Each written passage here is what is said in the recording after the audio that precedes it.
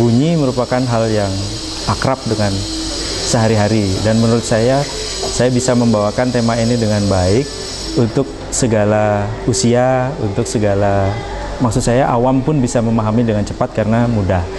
Sebenarnya ini tidak lepas dari latar belakang pendidikan saya ya.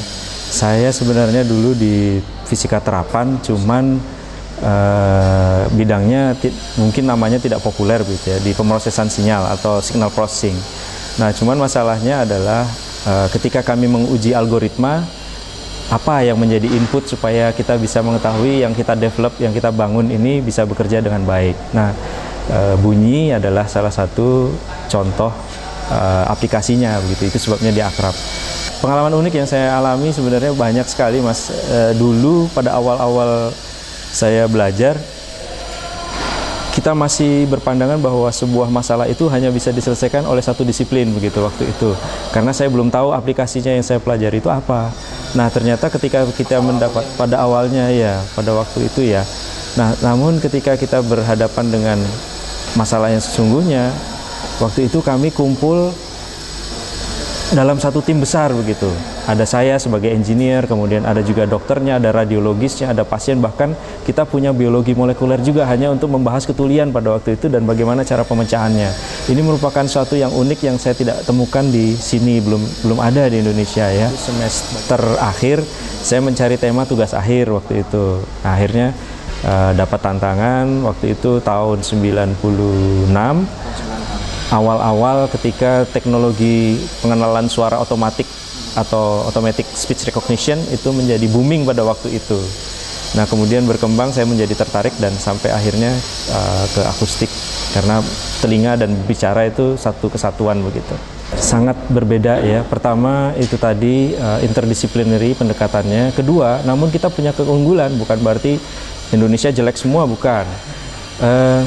Salah satu yang kita sedang tertarik tekuni adalah bagaimana karakter individu pasien di Indonesia, khususnya di Jawa Timur, yang menurut saya itu sangat berbeda dengan orang asing di luar Indonesia. Karakter ini tidak kita temui, kemudian perilaku higienis, kesehatan, merawat diri sendiri itu juga berbeda dengan orang luar. Sehingga seringkali kita temui bahwa misalnya orang tidak sepat tanggap atau tidak pernah care bahwa sebenarnya misalnya kerusakan di telinga itu bisa mengakibatkan merambatnya kerusakan di tempat-tempat yang lain. Kalau secara medik saya tidak berhak menjawab, tapi saya bisa jawab bahwa dengan keilmuan saya sebenarnya berawal dari ketidaktahuan ya.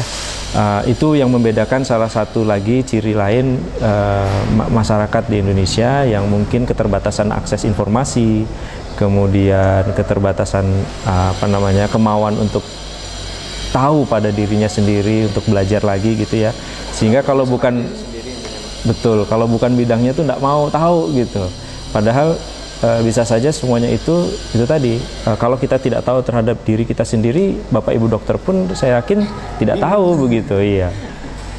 Nah, tentunya ini tantangan tersendiri supaya kaum muda itu kalau mendengar musik, kita coba bagaimana cari ukurannya gitu ya, yang nyaman saja, tidak perlu terlalu keras sampai tetangga sebelah kedengeran walaupun pakai headphone gitu ya. Itu seringkali saya temui karena katanya tidak afdol, tidak mantap kalau suaranya tidak sampai terdengar sekelilingnya padahal sudah pakai headset.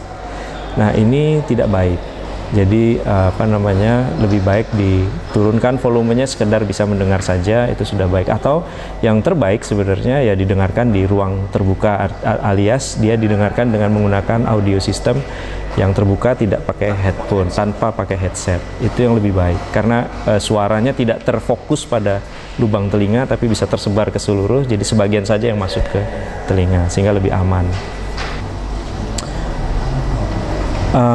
Pertama, menjaga kesehatan tentunya, karena balance dari asupan gizi itu merupakan penting supaya telinga ini bisa menyembuhkan dirinya sendiri dengan cepat. Itu yang utama sebenarnya.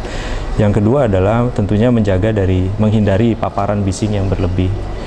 Nah, yang berlebih itu seringkali karena sayangnya paparan bising berlebih ini sifatnya adiktif kayak obat bius begitu. Begitu kita levelnya kita anggap baik, maka kita akan bertahan di level itu, bahkan nanti kalau sudah loudness-nya tinggi, itu merasa kita belum puas, kita ingin naik lagi. Nah itu bahayanya. Iya, betul.